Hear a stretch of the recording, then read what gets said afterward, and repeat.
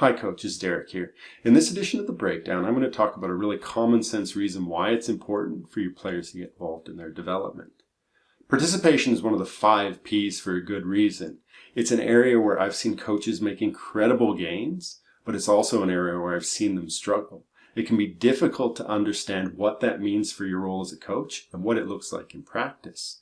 Coaches hear things like player ownership and they think their role is diminished, when in reality, it's probably going to mean you're more involved and engaged. They also hear things like player ownership, give their players free rein, and then they're surprised when the decisions that the players make don't align with their decisions as a coach.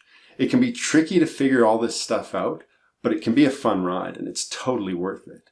If you're not convinced, here's a good way to look at it. When your players are competing, where do you want the intelligence to be? Do you want it on the sideline or do you want it on the court? It's not going to do your players or teams any good if you're the one with all the smarts. Or what good is it if you're the one out there directing practice?